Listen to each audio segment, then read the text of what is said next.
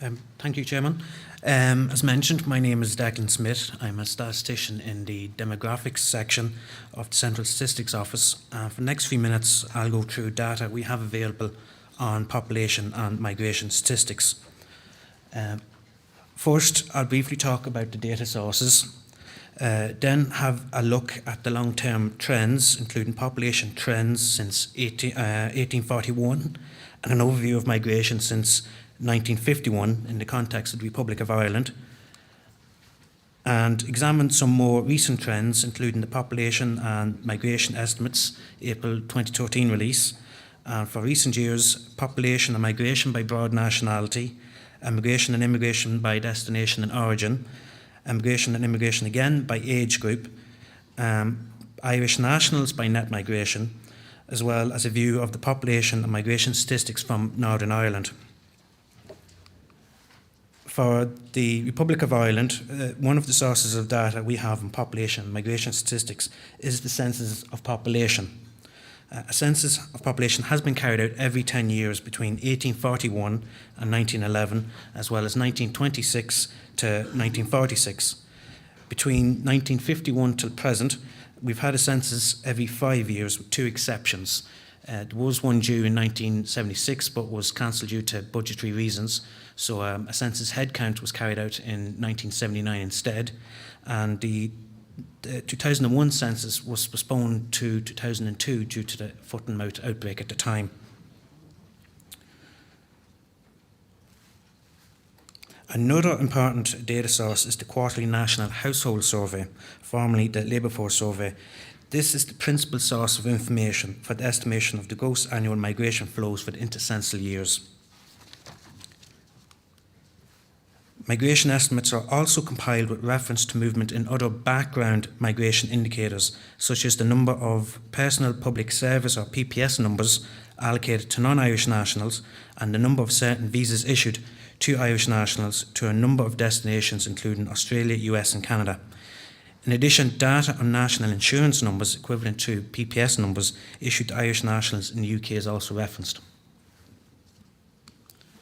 Looking at the historical population trends, this graph illustrates the change in overall population over time. The population registered a decline of just over 6.5 million in 1841 to just under 3 million in 1926. The effects of the famine of 1846 to 47 and the subsequent heavy population losses due to immigration in the latter half of the 19th century and the early 20th century are the main reasons for this decline. The overall population level, which remained quite stable at just under 3 million between 1926 and 1951, declined to reach a low point of 2.8 million in 1961. The 60s, 70s and the first half of the 80s witnessed a decline in immigration and a relatively high level of natural increase, accumulating in a population total of excess of 3.5 million in 1986. After a slight fall between 1986 and 91 due to mainly a resumption of net outward migration at the end of the 80s, the upward trend in population resumed in the early 90s. Both natural increase and a significant net inward migration contributed to a record population growth between 2002 and 2006, with the result that the 2006 population was 50% higher than the low point of 1961. Despite a return to net outward migration in the years leading up to census 2011, the population continued to grow strongly to 4.59 million, due mainly to the high number of births of recent years.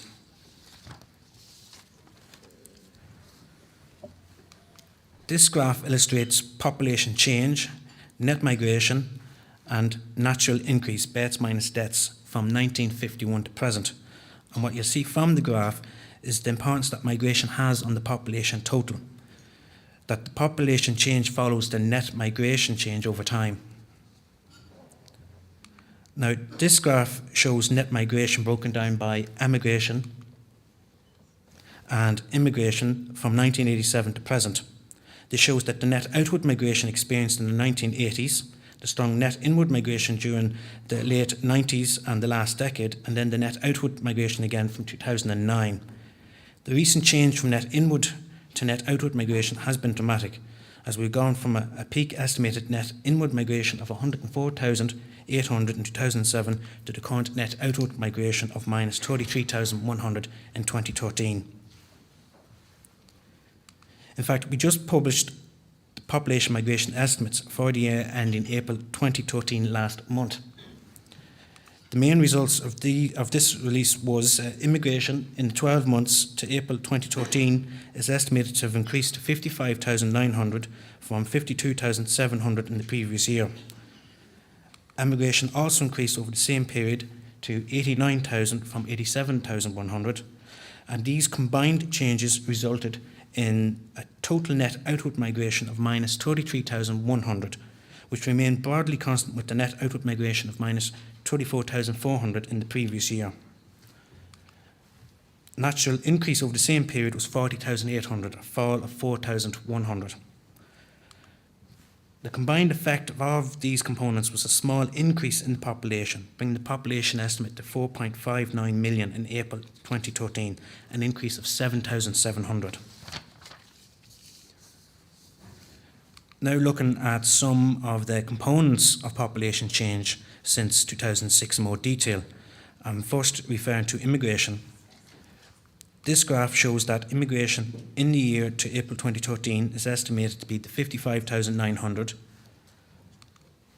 a rise of 6% from the 2012 figure of 52,700, but a fall of 63% from the peak 2007 immigration figure. Immigration among Irish nationals is estimated to be 15,700, while immigration among non-Irish persons was 40,200. Moving on to emigration, this slide shows that emigration from Ireland in the 12 months to April 2013 is estimated to have reached 89,000, an increase of 1,900 or just over 2% on the 87,100 recorded in the year to April 2012, and almost double the estimated 46,300 in 2007. Emigration among Irish nationals continued to increase from 46,500 to 50,900 over the 12 months to April 2013, while emigration among non-Irish nationals fell from 40,600 to 38,100 over the same period, and in line with the 2011 levels of 38,600. Irish nationals were by far the largest constituent group among all emigrants in 2013, accounting for 57%. Therefore, in April 2013, net outward migration is estimated at the minus 33,100 already mentioned, remaining broadly constant with the previous 12-month period. However, net outward migration has been driven by Irish migration flows. The outward migration among Irish nationals grew from minus 26,000 in April 2012 to minus 25,000 in April 2013. Over the same period, net migration of non-Irish nationals has gone from a net outward of minus 8,400 to a marginally net inward at 2,100. Now looking at the population by nationality, comparing the proportions of Irish nationals to non-Irish nationals, you'll see that in 2006, Irish nationals accounted for 89.8% of the population. In 2013, Irish nationals are estimated to account for 87.9%, a slight decline compared to 2012, which was 88%. The decline in the year ending April 2013 is largely due to a fall in natural increases and the change in the net migration flows between Irish and non-Irish nationals noted already. Turning our attention to migration in 2013 again, and looking at migration by origin and destination, produced the following graphs. First, examining emigration by destination, this graph illustrates that the UK is the most common destination, followed by Australia. Then looking at immigration by origin, the grouping rest of the world, with Nigeria, Brazil, China, Philippines and Pakistan being some of the more prominent countries, is the most common point of origin, followed by the EU 12. However, the net outward migration is very much centred on the UK and Australia, countries with strong links to Irish emigration. Now taking the last 3-year average percentage distribution of all migrants by origin and destination produced these results. You can see the percentage breakdown there. You might actually see them a wee bit better than I can from here. But you can see a typical trend of what we had seen in 2013. And likewise again for the immigration, with the rest of the world being quite prominent at 25%. Again, turning our attention to migration in 2013 and looking at migration by broad age groups produced the following. First, examining immigration by age group, we can see that the 25 to 44-year-old age group has the most numerous immigrants, closely followed by the 15 to 24-year-olds. Then looking at immigration by age group, the 25 to 44-year-olds are again the most numerous, but this time the 15 to 24-year-olds are considerably less. This means that net outward migration we're experiencing is very much centred around the 15 to 24-year-old age group. Again, taking the last 3-year average percentage distributions of all migrants by age group produced these results.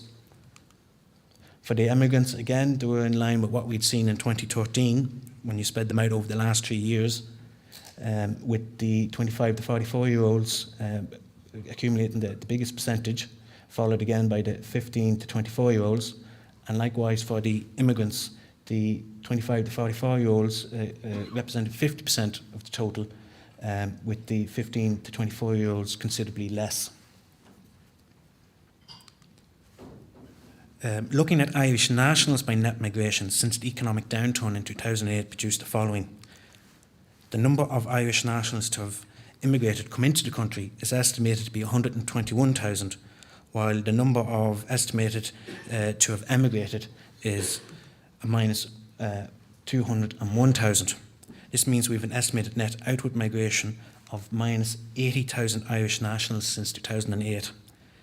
This graph illustrates the trend in net migration for Irish nationals over the last 6 years.